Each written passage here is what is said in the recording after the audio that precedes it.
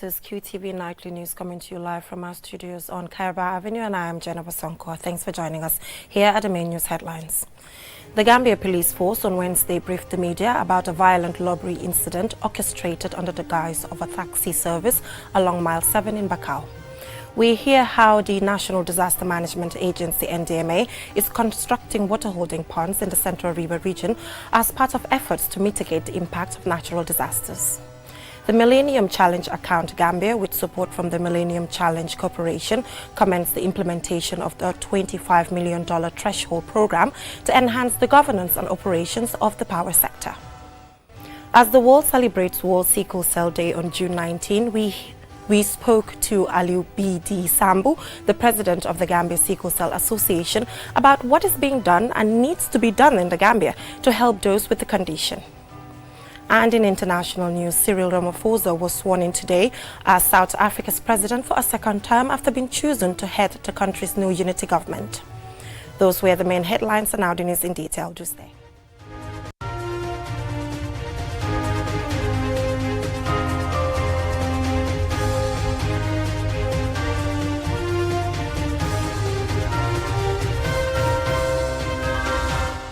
This is QTV News, and I am Jennifer Sonko. Now, the Gambia Police Force on Wednesday briefed the media about a violent robbery incident orchestrated under the guise of a taxi service along Mile 7 in Bakau. Since the incident, all the suspected have been arrested and are helping the police investigation. Momodu Lamin Choi has the rest of that story.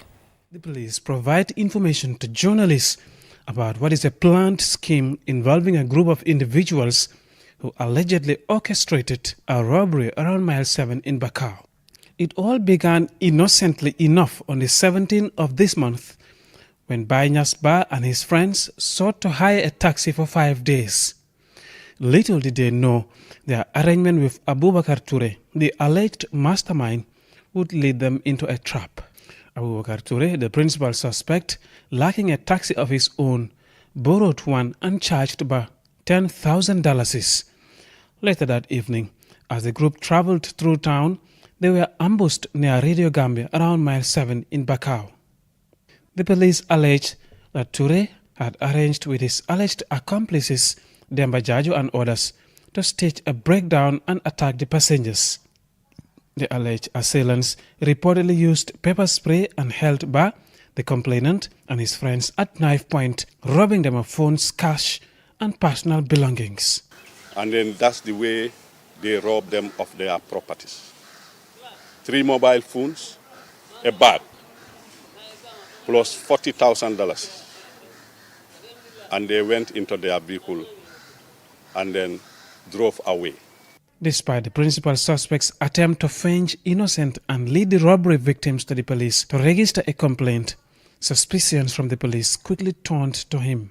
As we start questioning this driver, Abubakar Toure, we realized that, in fact, he is part of them. And then he confessed and then started revealing the names of his counterparts. With some leads to the alleged crime, the police mobilized a task force, swiftly apprehending the other suspects across Kotu and Fajikunda. Subsequent interrogations and cooperation led to the recovery of some of the stolen items and one of the taxis that was used in the crime. However, the authorities are continuing their search for critical evidence, including the other taxi that was used in the robbery incident. And luckily, we were able to arrest all of them. They were also searched. Monies that were alleged to be robbed from the complainant and his friends were found, but then not all the 40,000.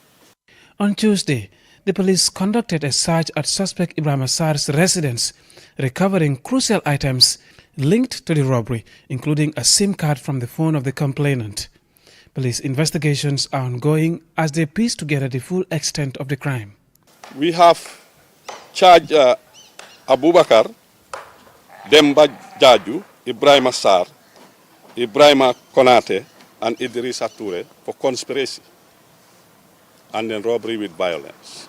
According to the regional crime officer, this is not the first time the police have received a complaint involving suspects pretending to be providing taxi services and robbing passengers. for similar incidents were reported some months ago. As the search intensifies for the missing taxi, the police commissioner for KM, Sambaba, has appealed for the cooperation of the public to come forward and share timely information that could aid in the investigations of crimes. The regional police commissioner has also given reassurance of his team's relentless efforts to tackle such crimes. Mahmoud Lamin Choi, QTV News. As part of efforts to address environmental issues and mitigate the impact of natural disasters such as flooding, which has for over a decade affected the movement of hundreds of people from several villages in CRR, particularly in Same Suruakunda, the government through the NDMA has intervened by constructing water holding ponds, and Suman Iswanyasi tells us more.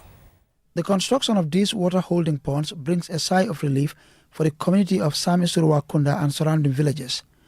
14 years since the last assessment was carried out, the government through the NDMA is bringing hope to several communities whose livelihoods and movement were seriously affected annually by the impact of floods.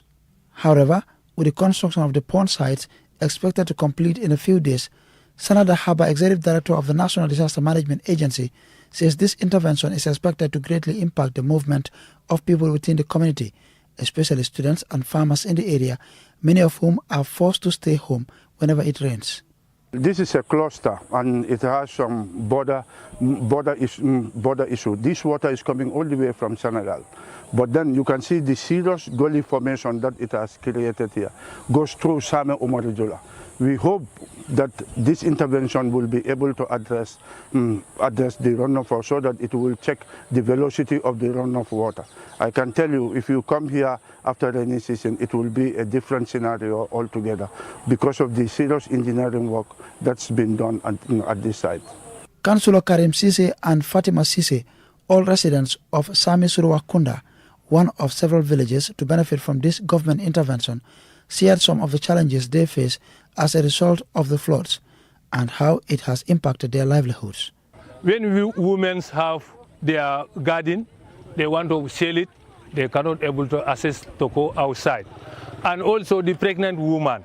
So, and also our feeding program, also, we have a problem for that. Because if you buy anything outside, if vehicles come, they will all stop here. They cannot able to access and go to our village. So on behalf of that, the women are here. When they harvest their tomatoes and other onions, they cannot able to buy and sell it because of the impact.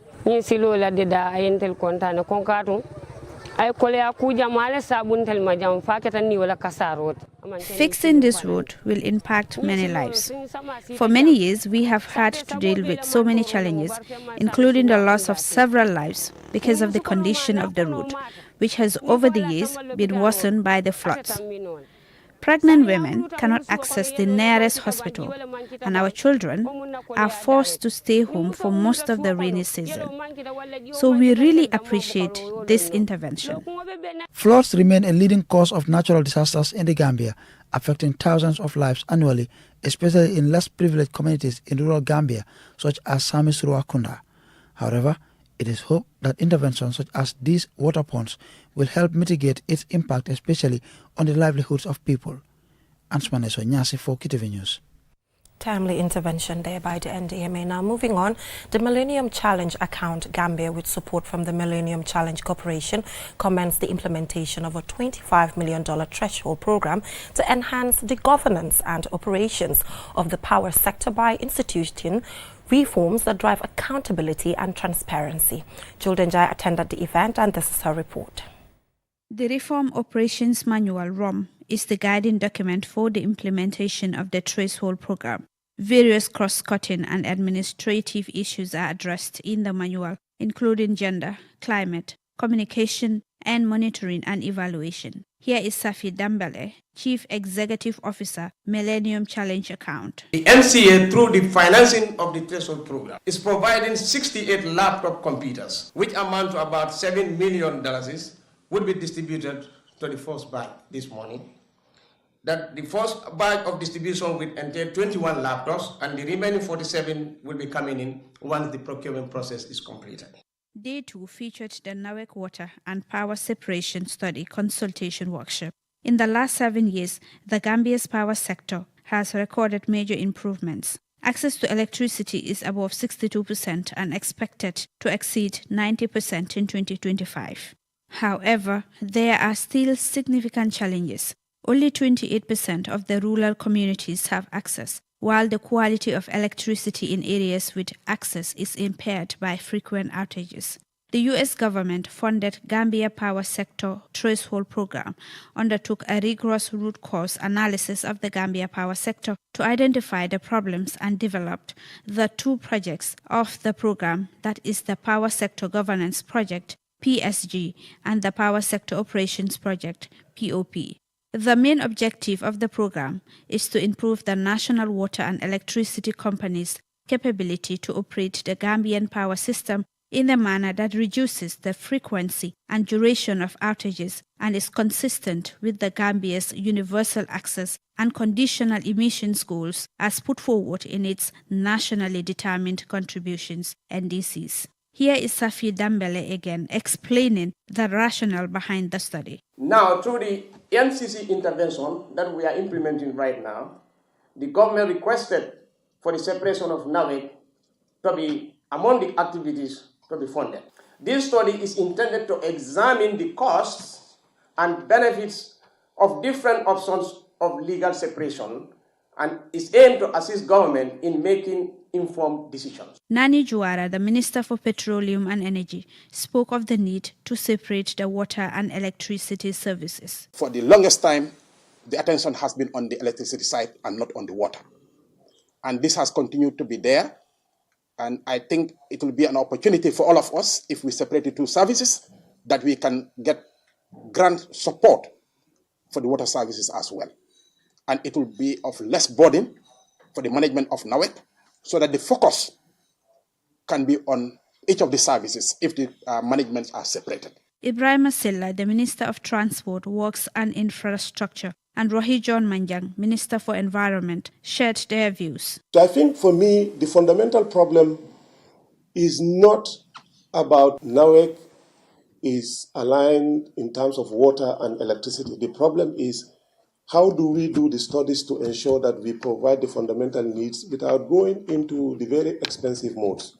And I think that's one thing that is lacking in this document, and we have to look at it as a government. I would have loved to see an analysis of both the short term and the long term. We all understand that when it's come to change, there is always the opportunity cost to pay back. And most of the serious cost implications are usually, if they are very efficient, short term. Once this separation is finalized, it is hoped that the disruption in the power and water supply will be addressed and ended. For QTV News, I am Julden Jai. From that story by Julden Jai, we will now go for a short commercial break, and when we come back, we have local and international news to stay. Get a QCell SIM card for free. Yes, absolutely free. Walk into any of our customer care centers and get a SIM free of charge. With a QCell SIM card, you can get the fastest and the most reliable internet plus wide range of amazing services. So rush now to any of our care centers and get a free SIM now. For more information, call our customer care on 111. QCell Sunyubus. We innovate. Orders follow. Terms and conditions apply. Tubaski Fiesta! Celebrate this Tubaski with the biggest and the cheapest data and voice promo in the Gambia. Get social media bundles for all your favorite sites: Facebook, Instagram, WhatsApp, TikTok, Snapchat, Telegram, and X for as low as $15 for 100 megabytes or $60 for 1 gigabyte. You can't beat that! Or buy the Kacha bundle and get 1 gigabyte data with unlimited voice call for just $100 and stay connected with family, friends, and loved ones. Dial *343# and choose option 1 to subscribe. So rush now and be part of the Tubaski Fiesta with QCell. For more information, call our customer care on 111. QCell Sunyubus. We innovate. Orders follow. Terms and conditions apply.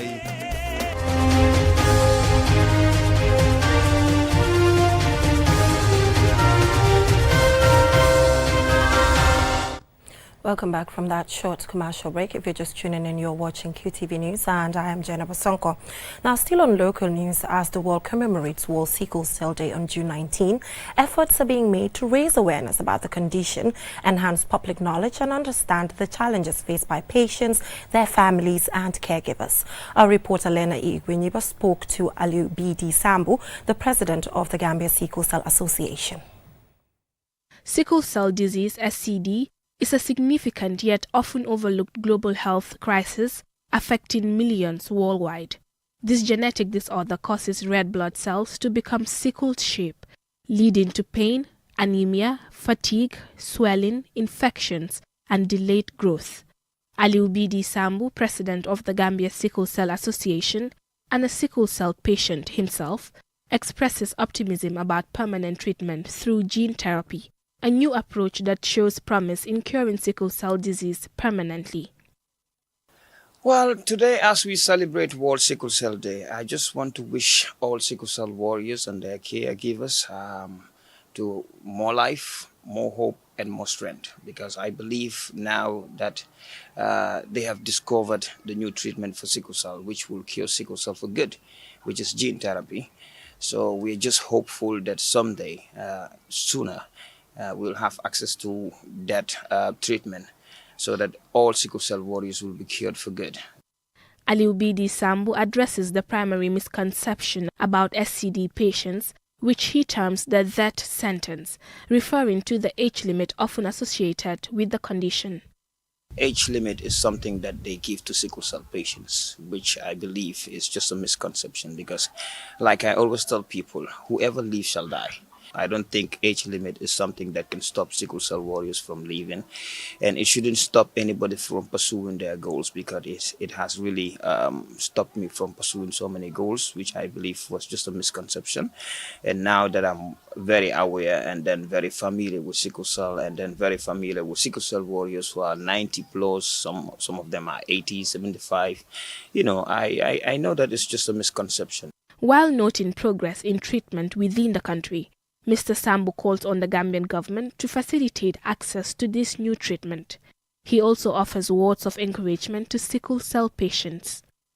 As I speak, I think we have access to even hydroxyurea, which was very difficult to have and very expensive. And then now we have more doctors, and then now we also have a hematologist who is also a Gambian. And then we have more people that are more enlightened about sickle cell. And then so I believe there is hope. I believe there's still light at the end of the tunnel, and I believe that the government will do its utmost best to make sure that we have access to the new treatment. Sickle cell is just a normal disease like any other disease. We can get over it. What is more important is just management. Make sure you take your medications, drink as much as possible, eat healthy, live healthy, and then slowly you will get to your destinations. This year's theme, Hope Through Progress, Advancing Sickle Cell Care Globally, emphasizes the importance of unity, collective voices, and increased awareness to reduce stigma and bring meaningful change for the millions affected by sickle cell disease. Reporting for QTV News, I am Lena Igwenyiba. Now, sending some love and light to all sickle cell patients in the Gambia and beyond. From that story by Lena Igwenyiba, let's take a look at news beyond our borders.